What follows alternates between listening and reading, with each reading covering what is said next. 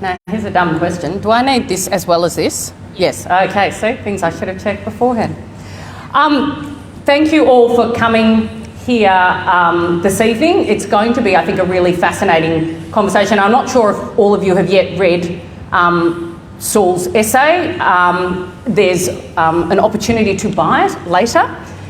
What I really liked about it was readable, and that sounds really basic, but for some people, some things are so hard to explain that we don't pay attention because we don't literally understand it. And this sort of, it felt, you know, like I understood what you were talking about, and for me, when it comes to policy stuff, that's a win. I'm really interested in the selling of things, and people get really shitty about that because they're like, oh yeah, selling, marketing's bad, but you actually have to kind of sell things to bring people along. And we've been really bad at selling renewables, and it was partly the fault, you know, we shelved the greatest moral challenge of our time when Kevin Rudd shelved the ETS, and then we let the Libs define it as carbon tax, and we tried to argue on facts, and facts have never yet changed anyone's opinion. If they did, we wouldn't have been having a climate change debate for 20 years. And also I think there's a tone that the progressive left use that can be really off-putting to other people, and I'll bring up, say, Bob Brown's convoy going up to Queensland and basically telling all these people working in mining towns they were terrible people. And so there's a tone that can be a little bit moralistic that hurts us. Whereas I think what I really enjoyed about this was, I think it felt like you were really conscious of that. So were there lessons, did you actually look back and think, where were the fuck-ups in the past, and how can I phrase this in a way that we won't have those same problems? Well, you used an F-bomb first, which makes me feel really comfortable, so thank you. I'll go the C one too. Oh, sweet. This is my kind of audience. I was happily being an entrepreneur and engineer in Silicon Valley until 2019, and I was really angry at, this is to your point on selling, I was getting really angry watching the lead up to the 2020 election in the US, because any time a Democrat stood on the stage, because it was all just the presidential hopefuls at that point, they'd say climate change and then they'd wince, because it's like a political landmine and they didn't have anything positive to say. And actually the initial reason that I founded Rewiring America with my colleague Alex Lasky was to try and give the positive narrative of what is to win in climate. And it was really, and in fact, I quit my job and I actually had rented a house in Washington that we never got to live in because COVID happened. But we were going, Alex and I had this naive idea that we would go door to door through the US Senate, Republicans and Democrats, and talk about the positive things that we can win if we do this energy transition in the right way. So I think it is actually a storytelling, marketing exercise, hopefully also fact-based. And then this essay, so at first that was the book Electrify, which was to try and, it was kind of a love letter to whoever was going to be the president in the US.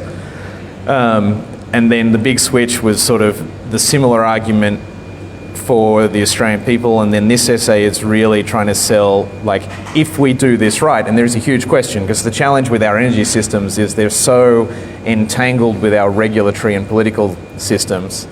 If we get the regulatory and political systems right, this could be the biggest economic opportunity for our communities ever, and it's sort of the love story and the hope that we could, you know, fix a lot of the problems in our communities by focusing on this transition and electrification, and that's why the essay was The Wires That Bind. We're at a time of social division. In the US it may be terminal, in Australia it's still high, but maybe we might still have a chance, and the idea behind the title of the essay is to get us to think a little bit about how we can only solve these problems together, and if we do it right, it can be an extraordinary economic opportunity and health opportunity for Australia.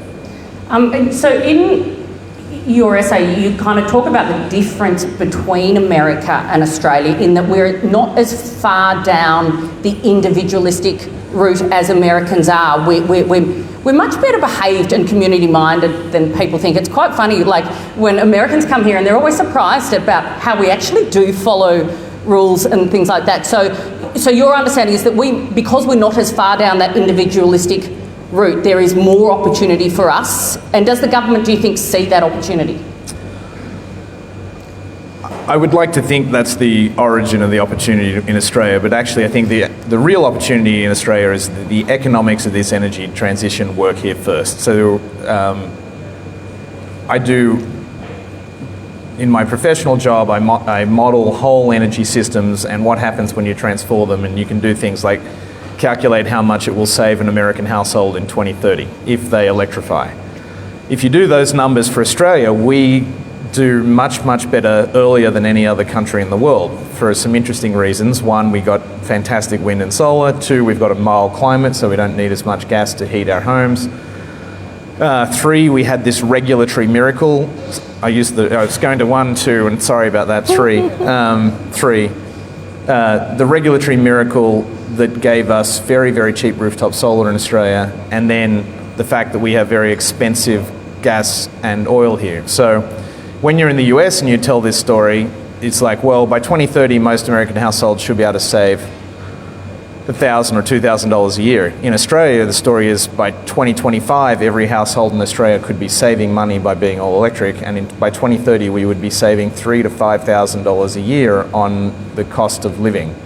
So I also think we still have public institutions, and we have surf life-saving clubs, and we have RSLs and BOLOs, and we have a lot more community infrastructure, which I think is helpful.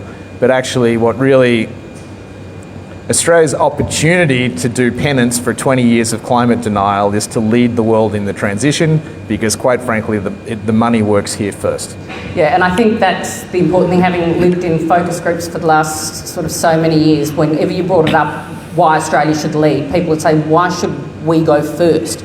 But if you make an economic argument about it, like it really is, people are still motivated by self-interest. If they're going to save money, you know, they'll do it. Do you think, though, the fact that a whole lot of people put solar on their roofs and they were going to get money back by feeding it into the grid, and a lot of people are now feeling a little bit disappointed with that? Has that sort of, I don't know, are we a little bit gun-shy on things now?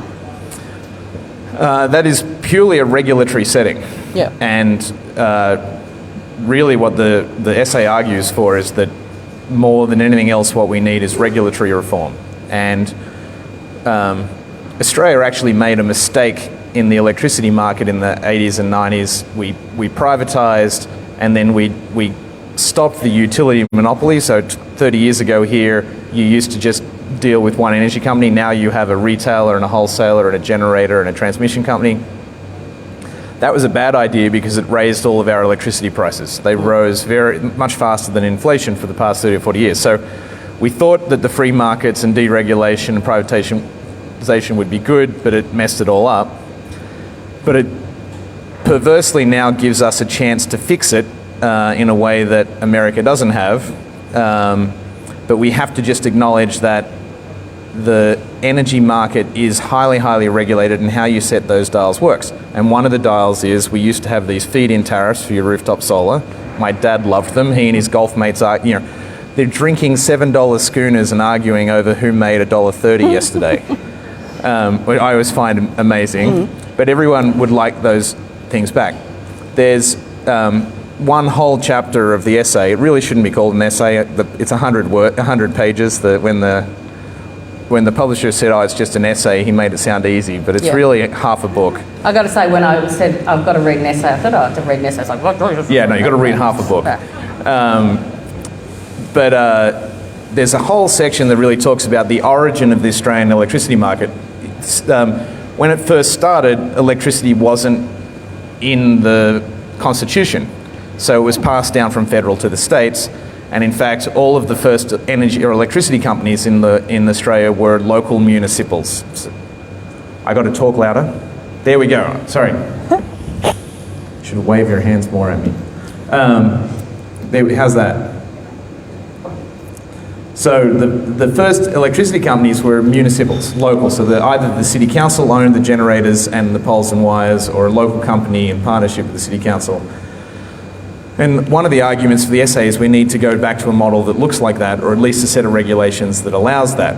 So right now, you're not really motivated to put the biggest possible solar on your roof. fact, you're really just motivated to build enough solar on your roof to power the electricity of your home as it is today. This doesn't anticipate that when the 1.8 cars in an Australian driveway become electric, that's going to nearly triple the amount of electricity you need on your roof. So you should then want a much larger solar system. It's almost like an NBN that's actually built for 3 years down the track, not 20 years sort of ago. We have electricity regulatory market that's designed for the 1990s. Yep. And the book is really agitating that we fix that immediately. We need to wake up tomorrow, preferably, in a world where I'm motivated to install the maximum amount of solar on my roof, because rooftop solar in Australia is installed at about 4 cents a kilowatt hour, compared to what you pay from the grid, which is about 30 cents. If we had a set of rules that meant that I could sell to my neighbour, you, Dee, my excess electricity to charge your car and cook your dinner, and I could charge you for that, there's plenty of room between 4 cents and 30 cents for me to make a little money and you still to get a discount. But we don't have a regulatory market that enables that right now, and we need to get there in a hurry. Yeah, right. It's interesting that in Sydney, everyone used to have water tanks, and the government actually banned water tanks. So in a way, what you're saying is we kind of need to go back to that sort of self-sufficient thing, which I think a lot of governments and big businesses are instinctively opposed to, because there's almost a lack of control over the sort of the framework. I think that's one of the many reasons, but yeah, there's everyone in the existing electricity market find reasons to say this is going to be too hard.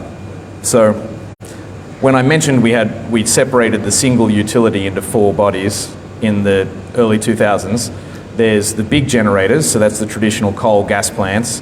There's the transmission companies. They send the electricity over the big wires you see over the countryside. There's the DNSP, the distribution company. They are the local poles and wires that get electricity to your door. And there's the retailer who sends you the bill. No one really likes any of these entities. But if you think about the future, the generators are threatened by your rooftop solar. The transmission company is threatened by your rooftop solar, because if you're generating more of your power, they get to sell you less.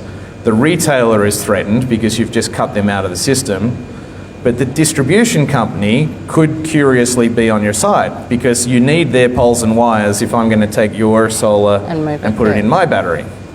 So, not to outline my political end game and then, launch the generator industry against me, but there is an opportunity for, if you thought about the natural coalition of winners in the new energy world we can live in, if we were making sure that Australian households paid the least amount for their energy, it would be maximising their rooftop solar that they use themselves, then maximising the amount they sell to their neighbours.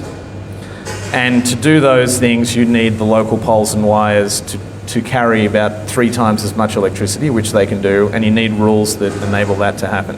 Yeah, you're right. Because you talked about the fact that the benefits of resilience and reliance of being connected to a network are too great to encourage people to go off-grid. And I guess that means it also stops you of that opportunity to sell back into it. But do you see ever a time when there are no poles and wires? No. No? Okay. We need poles and wires. So if you just do the basic math, especially in a city like Sydney, you couldn't generate enough solar on the rooftops in a suburb like the one we're in to power every house. In the summer you could do it easily, but in winter you wouldn't have enough energy. So you need to be connected. Sorry, could it be contained though? Do you see a time when we don't need to be, moving power right across the country because each sort of hub has its own sort of enough? The benefits of being, Sydney wakes up, turns all of its kettles on, and uses some power, but then it's not using a lot of power at about 10 a.m. or 11 a.m. because everyone's at school or work and the households aren't using that much. However, Perth turns on at that time. It'd be great to send Perth our energy that we have in excess at 10 o'clock. When we all get home at 6 o'clock in the evening and we want to turn on the television, charge both cars, do all the heat, we would be hugely benefited from having anything to the west of us sending us their sunshine and their wind at that moment. Yeah. So in no way is the book an argument for everyone islands themselves and goes off grid. The wires that bind are necessary, so we actually really need each other in a way that is tangible. And in fact, to create the cheapest energy system, you want those big network effects, but you want rules of that network that allow neighbours to share their energy with each other. Well, right. And I was thinking about it the other day, like if electricity was just sort of invented today and you're like, we are going to stick poles and wires over our beautiful landscape, we'd all be up in arms. But we kind of like it now. And I was thinking about that scene in the castle where they're looking out over the lake. It's all the serenity and you've got these big poles and wires and there's something sort of quite, I don't know, weirdly lovely about it. Now, you talk about in your book, it reminded me, during the last election, the Labor Party talked about renewables not in terms of climate action but in terms of jobs, and it was a way of inoculating. And you do the same with this. You very much talk about it in terms of cost of living. Different audiences, do you find, like I always find that like the climate change stuff works in more of an inner city and cost of living, you know, literally where people are struggling a little bit more? I think of the different audiences as cost of living works with people and job creation works with politicians. Yeah, fair enough. Fair enough. We've heard from the other side a whole lot of rhetoric, I made up a new word, about, you know, electric cars are going to ruin our weekends, Whyala's going to disappear, renewables will never be a thing, and they kind of won that for a long time. But it seems like the lived experience of people now has changed that, and you talk about the smallness of how we go about this as being a really sensible way in. It's almost not just about community ground up, but literally appliances ground up. Do you want to talk through that?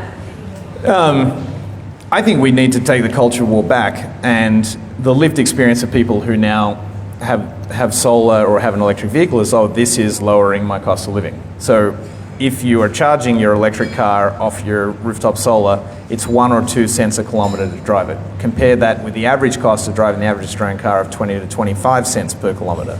So that's like built in. Even if you're charging it off the grid, it's about 6 or 8 cents a kilometre, which is still far cheaper than the 20 to 25. So I think we can easily win on the economic arguments now. We just need to really help people to be able to afford the upfront cost. The big revolution that's really happening is that we're substituting the future cost of fuels for the financing costs of the machines that we're buying today. Yeah. So I use a pretty reductionist conversation about the machines in your life because, and I think this is really maybe an important point to make, since the 1970s, the solution to environmental problems was to reduce, reuse, recycle. We had Earth Day, it was followed by an energy crisis in the United States and in Europe. That energy crisis, this answer was make cars more efficient, make homes more efficient, and that ended up in policy in the United States with the fuel economy standards for cars and with appliance standards that you now know as the Energy Star appliances, the sticker on your fridge.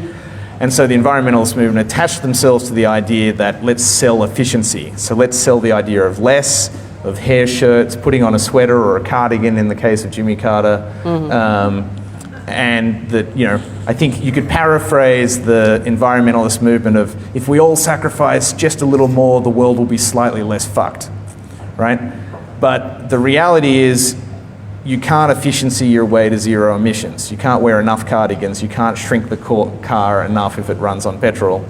You need a transformation of the energy system, and that's what the electrification is. And then that opens up entire new narratives of what the environmentalist narrative. Instead of just, you know, double glazing your windows and putting on an extra blanket, it means if you make 6 decisions once every decade in your life. What runs your water heater? Is it electric or is it gas? The cars in your driveway, petrol or electric? Do you have solar on your roof? Is your kitchen gas or electric? And how do you heat your home? So instead of trying to, you know, recycle plastic straws and wear sweaters and keep your stainless steel cups to solve climate change, the reality is you've just got to plan out these 6 decisions you're going to make over the next 10 or 20 years. And the reality is for every single Australian, we are going to spend $2 trillion buying all of those machines in the next 20 years anyway, whether we buy the right ones or the wrong ones, because you're going to have to buy a new car or two, you're going to have to buy a new water heater. We just need to make the regulatory environment, the environment of, make sure all the tradies are well enough trained to produce the right thing, so that over the next 20 years, every Australian household makes those 6 decisions in a way that eliminates all the emissions for their life. So it's a narrative of denial as an environmentalist movement to a narrative of abundance and planning well and thinking about your energy life as infrastructure, and so making those infrastructure decisions well. But you also talked about the need for a safety net for the late adopters simply because they are more likely to be poorer. So can you talk through that? So from my sins, I was able to help the Biden administration with the Inflation Reduction Act, which is a terrible name for the world's most ambitious climate legislation ever. The Inflation Reduction Act is nearly $400 billion US aimed at helping electrify the entire American economy towards zero emissions. The problem with the Inflation Reduction Act, it was all based on tax incentives. So you have to earn enough money to pay enough tax so that you can write off $10,000 on the car. So it's a regressive policy. This is going to lead to a cultural backlash when the rich, fancy people have all the cool-looking electric vehicles and they have the cool houses that are lower energy bills. And so really, you've touched on what I think is the 800-pound gorilla in the book, which is we will not make it through this transition with a cohesive society unless we recognise that half of the households in Australia don't have access to the credit, access to the finance that would help them buy these machines that are more expensive up front, even though they save them money in the long term. There's 20% of households in Australia that more than 10% of their weekly income is spent on energy. They would actually benefit the most from electrifying and putting the solar on the roof and having the battery, but they are the ones precisely who we don't have policies and regulations in place to help finance them. So a little bit of the book is really just a shameless call to action for the government that, hey, if you really want to help Australia get to zero emissions and in a way that benefits us, you have to do it in a more equitable way, and we really need to think, I think the last piece of fiscal policy in Australia that had this type of ambition was HEX. It was like, how do we get more Australians into higher education? And HEX actually nearly tripled the number, or more than tripled the number of people that now have a degree, and they did it with an income contingent loan. But that was a huge, ambitious piece of federal policy. We need something even more ambitious than that. So we need the most ambitious piece of finance policy Australia's ever seen. Otherwise, we're going to penalise the poorest members of Australia as we go through the energy transition. Well, look, that should be easy because governments really like taking risks. And HEX is now a dog's breakfast because it's about $100,000 to get, a degree. But I take your point, and it brings me back to COVID. I think COVID made us more comfortable with governments as an institution and what they can do. Not in the rest of the world. No. And I think Australia's quite unique on this. So do you see a role in terms of this kind of lending thing for almost like, I think you mentioned the Fannie Mae. Did you mention that in your essay? I think you did. I did. So prior to 1936 in America, a household loan had 1 year or 5 year terms, and you had to pay back the entire loan at the end of the year or the end of the 5 years. And when and that was working for America at the time, but when the Great Depression happened, most of the people who were unemployed from building houses. So they were trying to figure out how do you get finance out to the states so that people can start borrowing money to build homes again. And so they actually invented at that point the government guarantee of loans, now known as Fannie Mae. So in essence, the American government decided that the American household is national infrastructure deserving of extra special financing. So even though the government didn't actually own any part of your house, it was still considered national infrastructure? It was considered national economic infrastructure. Yeah, right. When they did that, it actually really led to the home ownership boom in the US, and it created the largest capital market in the world ever. When I say that I want you to think about your own household's infrastructure in terms of your carbon emissions, as your 1.8 cars, your kitchen, etc., I'm really trying to intone the fact that we need to think about those as infrastructure at national level. Snowy Hydro project gets special financing from the Australian government, and it's big infrastructure, and it's a giant handout for the companies that bid on that. But the 20 million Australian vehicles that we own in our own driveways are going to be 6 or 7 times the battery that is represented by Snowy Hydro. The generation on the rooftops of Australia is going to be the largest collective source of energy and electricity. So they really are pieces of national infrastructure. So I'm trying to connect the dots for the government, which is you need to declare these things infrastructure, finance them with the same special financing you give to the big companies, and do it in a way that is fair and equitable for all Australian households, because that is how we will lock in low energy prices 20, 30 years into the future. Yeah, right. A lot of your book, you talk about going on a road trip with your mum, and you talk about... I love my mum. That was really cute. I was going to ask you whether you still like Teslas on account of Elon Musk, but I'll get back to that later. But I don't like Elon Musk in spite of Teslas. Yeah, okay. That's a better way to say it.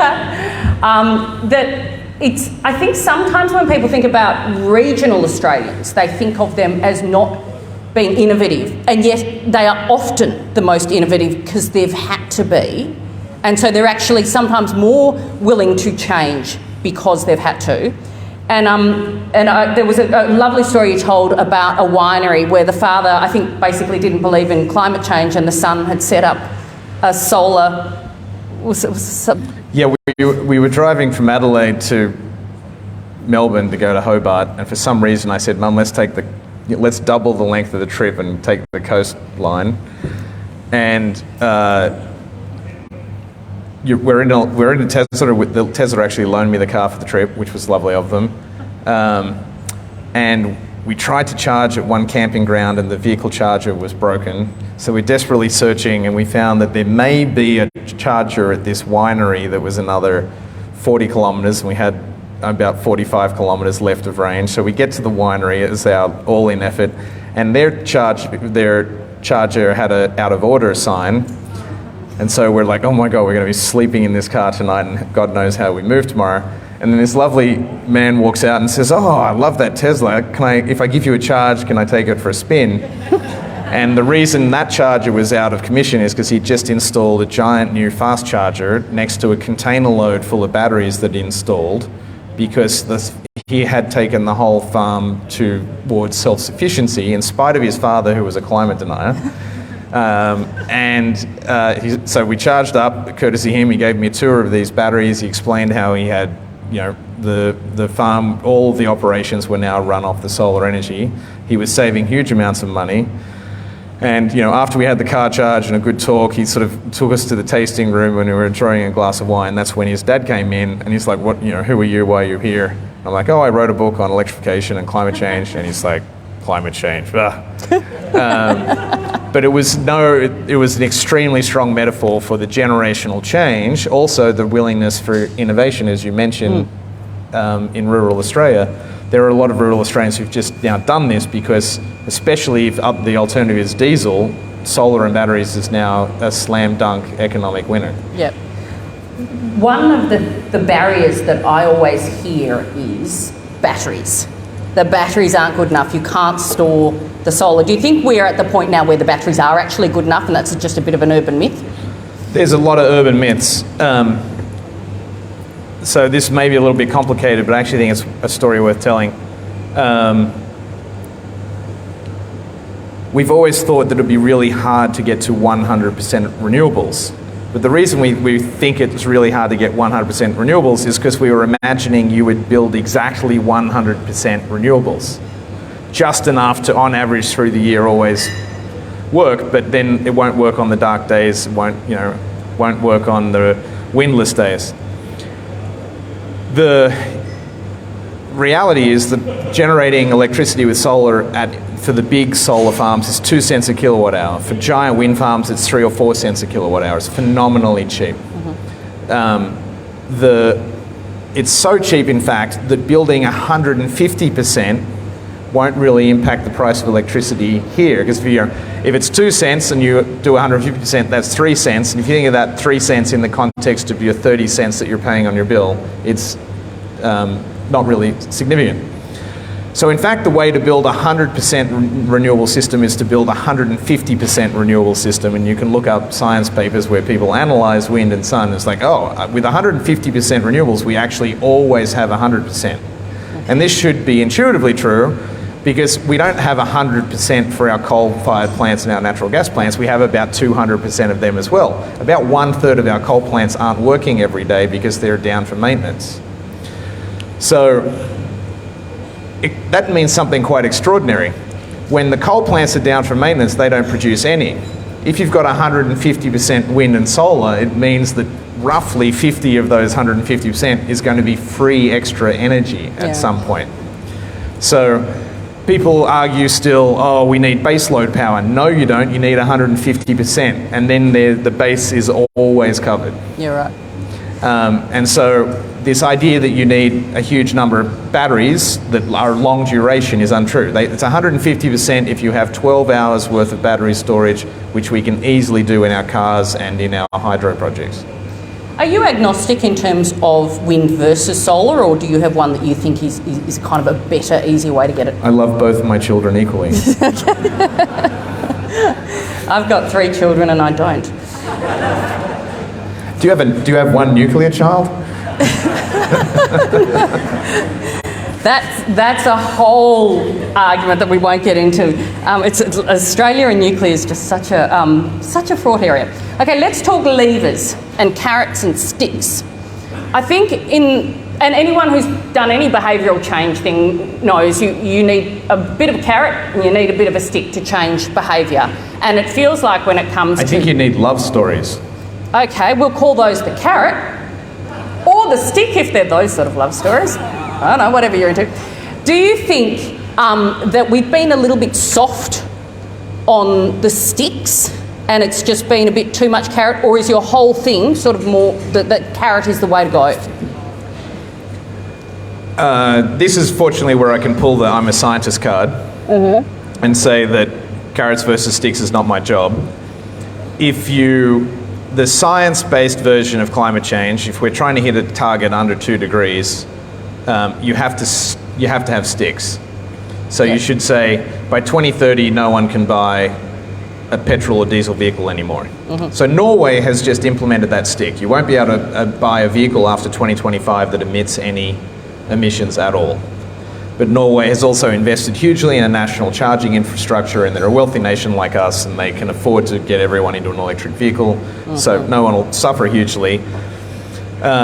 You'd need, if we had sort of sunset dates on fossil fuel appliances, fossil fuel vehicles, that would be ideal policy, because then the market would respond. Every kitchen stove company sells you both an induction model or a natural gas model. They don't really give a shit which one they sell you, but they're making both because they don't have regulatory certainty about the end of gas. The same with the vehicle companies, except for the unique one, Tesla. But honestly, I think now I surveyed all the world's car companies. Jaguar won't make anything except electric cars after 2025. Hyundai 2030. Fiat 2028, Ford in Europe in 2032. Like, nearly all the car companies won't make anything but electric vehicles after 2035 anyway. Anyway, it would have been good policy to have sticks, which are regulations, because it would give the market certainty, all the companies would plan towards it. That wasn't possible in the United States with the Inflation Reduction Act because they didn't have a supermajority in the Senate. It doesn't look possible in Australia because we're still fighting remnants of the culture wars. Yeah. I think, to your love stories, we need stories to attack the culture wars. So I want to park a fucking electric jet ski in my driveway. A jet ski, if you wanted to have the same 2-hour range that your open throttle 2-stroke jet ski has, you need about 100 kilowatt hour battery in it. And so now the argument is you go to your partner and you say, I want the fucking electric jet ski because it's a resilient strategy for our home because I can power the home for 5 days off the jet ski. Everyone knows the jet ski never leaves the driveway anyway. And also, it sits in an unregulated part. So electric cars are batteries on 4 wheels. The battery, if you buy a Tesla Powerwall today, it costs you $1,300 a kilowatt hour for the battery. If you buy a Tesla Model 3, it costs you about $400 a kilowatt hour for the battery and comes with a free car. And that is because of the different regulatory buckets they sit in. The jet ski is going to be completely unregulated and even cheaper than the car battery. Yeah, right. So, like, I think we can just go full bogan, understand that we're going to have way more energy than we need, 150%. So I'm going to be charging my fucking jet ski for free, mate. And it's a resilience strategy. Yeah, no, and it looks good sitting in your driveway. I completely lost my She's anti-jet ski. I should have said something else. No, I don't mind jet skis. Actually, do you know, electric one would be fine because they'd be quiet. They would be quiet. I'd be 100% on board for that. So in a way, though, when it comes to electric cars, we've actually been the beneficiary of other countries' rules, whereby car manufacturers have changed and what they've been making, and we're not actually a big market. So because of that, we're getting all the electric cars. You'd say that's probably true? Australia is one of only 3 or 4 countries in the world that has no emission standards on our vehicles. So we get the world's dirtiest, filthiest vehicles. We have got a free ride on America's CAFE standards, corporate average fuel economy standards. It's those CAFE standards that were established in the 1970s that gave us the smaller, more efficient narrative. Yeah. But yeah, we're currently getting a ride on the rest of the world's policy. They're a little better than us. Now, yes, but we could leapfrog them. We could be really imaginative like Japan did. Japan made its own category of vehicle called the K-Class, K-E-I. They're really worth looking up. A lot of our cutest cars in Australia, like the Suzuki Swift and the little Suzuki four-wheel drive, actually came from the K-Car class. Initially, that had a 600cc limit, and it could only be so long and so short. But they gave them special tax-exempt status in Japan, those vehicles, and they gave them special parking rights. And so 60% of Japanese households chose those cars instead of giant hulking American cars. Yeah, right. So honestly, and I write it was the chapter of the essay that the publisher was like, do we really have to have this in there? And I was like, I think we should have it in there because this is our last chance. Either, we're on the cusp of choosing the American monster truck way to solve climate change. We're all going to buy giant fucking electric utes. Yeah. Right? Where you can't see your 8-year-old child over the bonnet.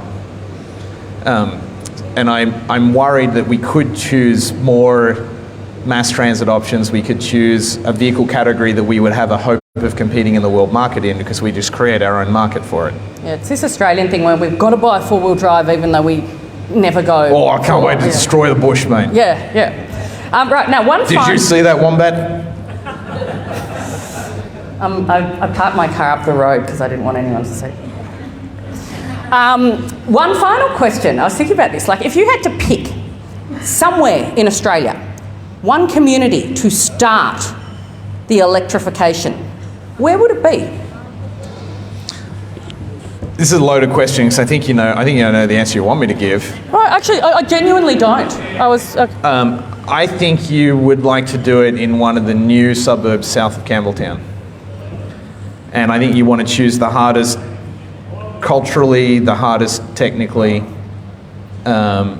because it's in those communities that are a little fragile, honestly, in terms of their job security and their economics. Like, they could benefit the most from the economics, but it would be the largest if you electrified Woollahra, it's not exactly going to move the needle on the global stage. But if you could electrify a suburb south or west of Campbelltown and show that household cost of living drops and that people get to zero emissions, the health impacts on the community are super positive because their respiratory illness will go down because they're no longer breathing from the tailpipe or the carbon monoxide from the stove in their house.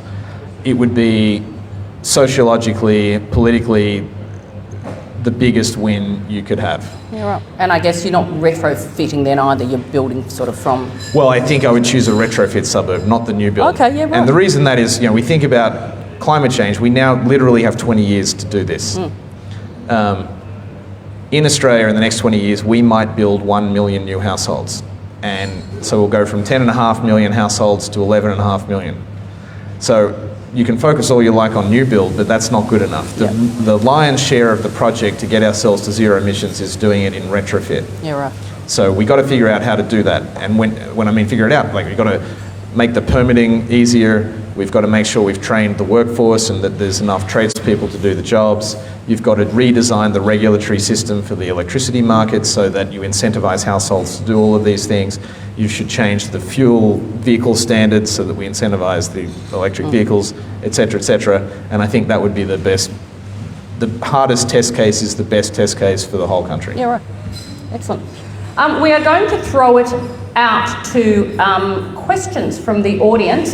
Just for the purposes of the recording, I'm going to be repeating your question, not because it was dumb or because we could, but it's just so that we can hear it. But we are going to have a microphone go around, so if you want to put up your hand, the microphone will come to you.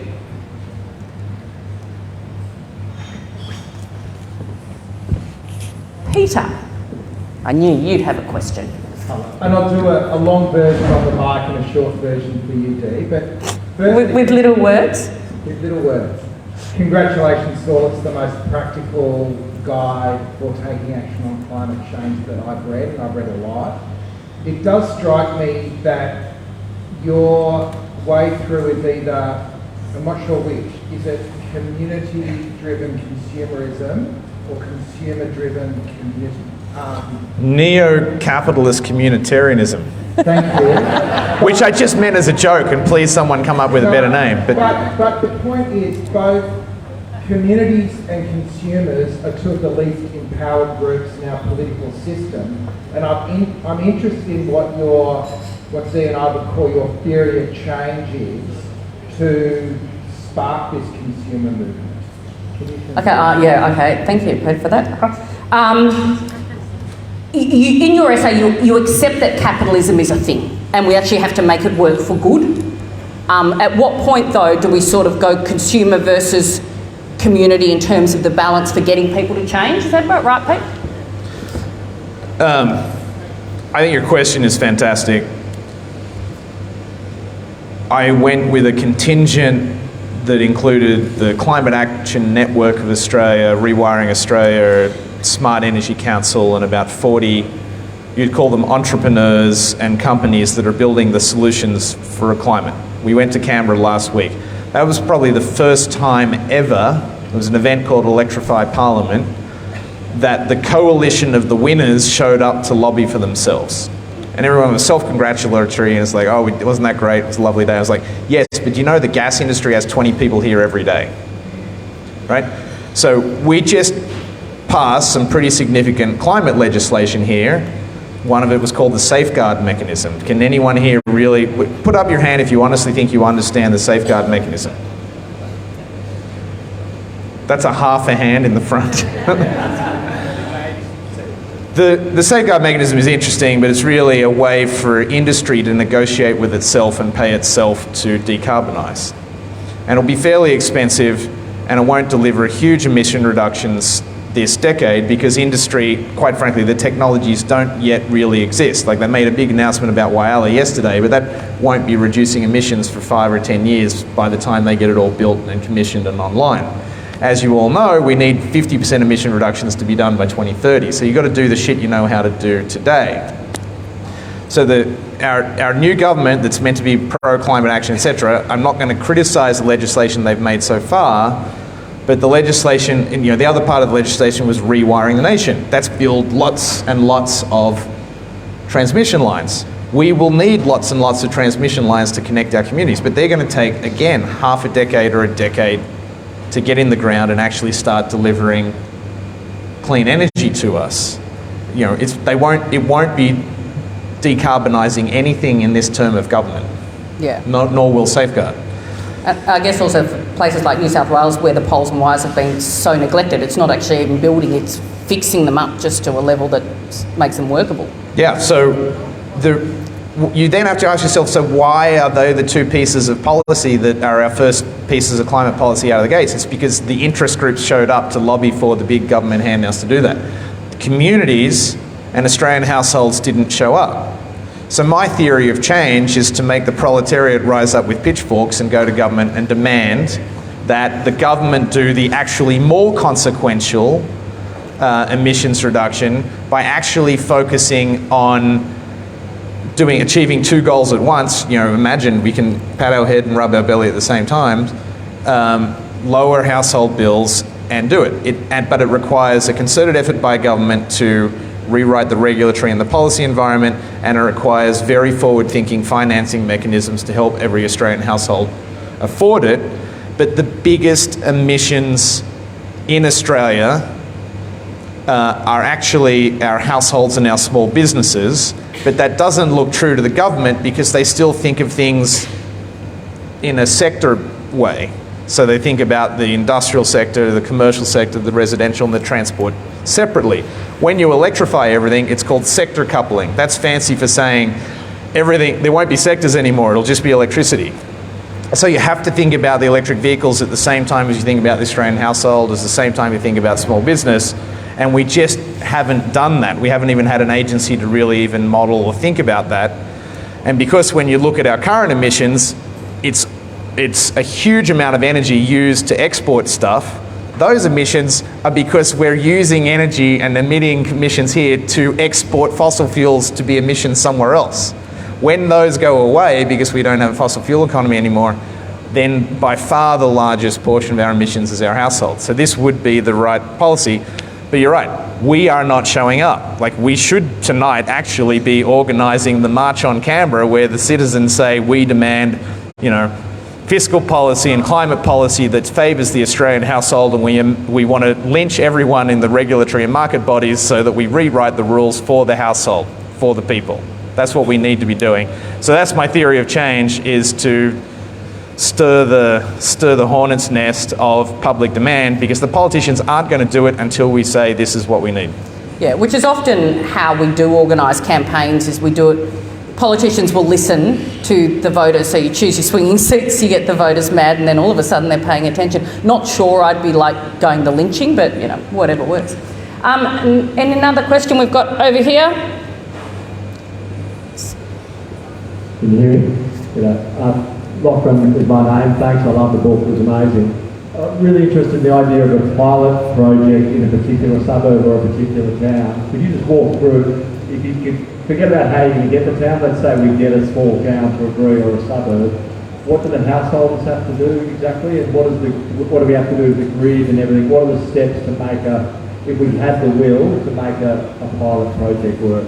No, just let me repeat. So if you got given your suburb, what are the steps you take to electrify that suburb, assuming it is an existing suburb, so it is a retrofit? So I've been a big advocate for the idea that we should just do this in a suburb in Australia so that we've ironed out the last of the technical details, we've addressed the regulatory problem, and we have what you might call a lighthouse community that can show the world the way.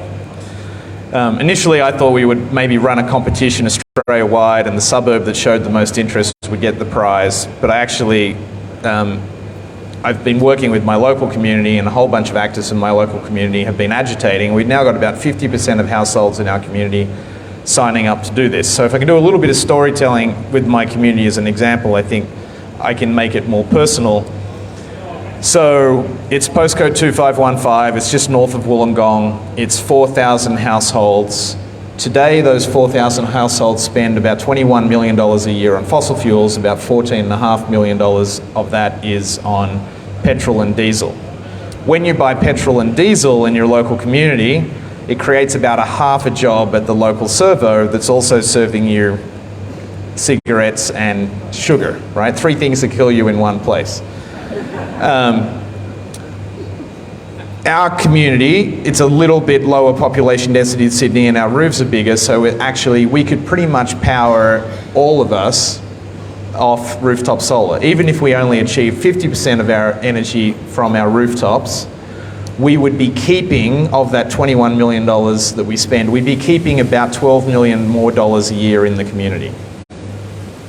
If you think about $12 million in the context of 4,000 households, you can only gold plate the Surf Lifesaving Club and the Bolo so many times, right? By year 7, you've built 36 new classrooms and hired 10 teachers, right?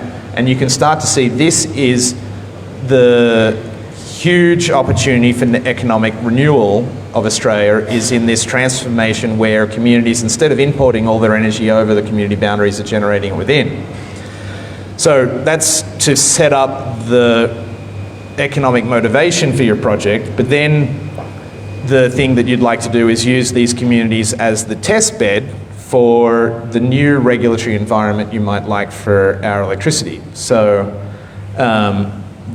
we're also sort of forcing people's hands right now. I think another way of saying this is, I challenge you to find a single Australian household that has zero emissions. Even your most annoyingly perfect friend in Lycra and a Tesla are still not zero emissions. None of us know how to do it. Not even at an individual household level, let alone a community level. So really part of the idea of doing it in a community is we have to run experiments. Hopefully we're doing it in multiple communities. And the real experiment you want to run is how do you realign the incentives to make the right things happen, right? We go to Wollongong City Council now and say it would be really good if we could have solar over the car park here that you own, solar over the car park here. And then you're like, oh, the biggest rooftops in the area are at the schools. There are 4 public schools. In fact, my daughter's public school could have a 250 kilowatt system on the roof. They've got no solar system on the roof. That's because Department of Ed owns that land. Yep. Transport New South Wales owns all of the parking spots at the railway station. Wollongong City Council owns all of the parking stations by the beaches. And their revenue and their CapEx expenditures departments don't even talk to each other, so they can't even recognise that it would be economically great to do this. So if the school could generate the 250 kilowatts on their roof, their own load is only about 30 or 40. They could be decarbonising 20 other households in the community. So we don't have the rules of the road, we don't have the bureaucratic institutions, we don't have the rules of the market that would motivate the behaviours that would keep the most of this revenue in the community and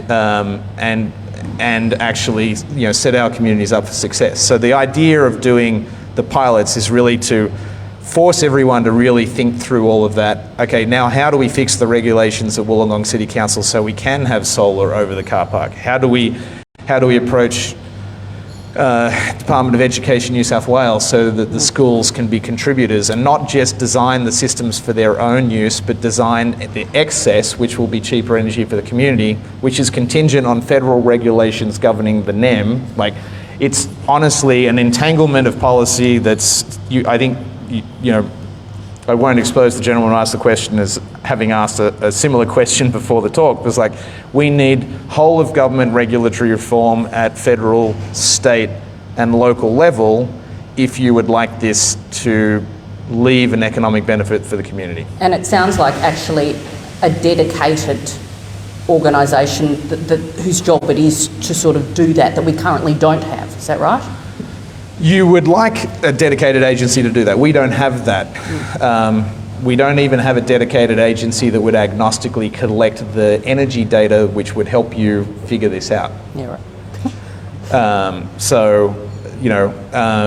We've gutted the public service over the last 30 years. We don't have planners whose task is figure out how to make the Australian household win. And so in the absence of those, the gas companies and the oil companies and the cynical companies win. Yeah, and we've got 3 tiers of government that don't talk to each other. We have another question. We have one over here. Thanks very much, and welcome to Balmain, Saul. Every community is different, so I'm worried a bit about your idea of having a sort of a pilot community to see if we can do it there. In Balmain, for example, we aren't the other side of Campbelltown, we're this side of Campbelltown, and we have one of the lowest uptakes of rooftop solar in the country. The reasons for that are fairly well known. It's because landlords and tenants don't know how to work together. It's because there's a lot of apartment blocks, a lot of people, not much rooftop. The other issue is that there are probably very few people in this room who have cars but also have driveways. They probably can't park very close to their house at all. So would you have any particular solutions for getting this community more on the way to electrifying? So just to shorten that, inner city communities have their own challenges. How would you address that in terms of electrification? In just the very first part of the question, in no way am I agitating for one pilot community or lighthouse community. In fact, having at the end of the Electrify Parliament event last Tuesday, Kylie Tink, who's just north of you guys, said we should be able to do one of these pilot communities in every electorate. We should be doing 135 of them. And I think that is true because exactly what you say, every single community is different. It will play out differently in rural communities to semi-urban communities to highly dense urban communities like this. You've also asked the question that is the first, second or third question I get asked at every single one of these events. Tonight it was the third question, which is actually, usually it's the first. What about the renters? What about the strata situation? Energy policy and these energy issues are intimately tied with regulations, and some of them will only be fixed with sort of regulations, so regulating higher rental standards so that every landlord is incentivized to make sure that they've done these things. Inventing the regulatory systems and the measurement systems that enable people in the strata to share in the benefit of the vehicle charging and of the solar. We just have to acknowledge that those are real problems. And so you've answered your own point, which is yes, we need more of these pilots so that we can address these issues now. If we wait a decade to have the answer to those questions, it's too late. We don't have regulatory reform happening fast enough or actively enough in Australia to achieve the goals that we need to make this work. And if we're not doing it in Australia first, America and Europe, where the economics are trailing us by 5 years, it's going to be even slower. So if we don't do it, we're doing the world a disservice. If we figure out how to very quickly answer those questions, including, what about fixed income aged people? A lot of these things we're talking about are purchases that have a lifetime beyond their own. So why it's not rational to buy the electric vehicle if you're 78. There's so many of these questions, and we are not answering them fast enough, and we don't have the coordinated all of government response, and we don't have the regulatory bodies moving fast enough to enable the future. Thank you. That is all we do have time for. So if everyone could thank Saul, and I think we've got some closing words. And thank you also for your support.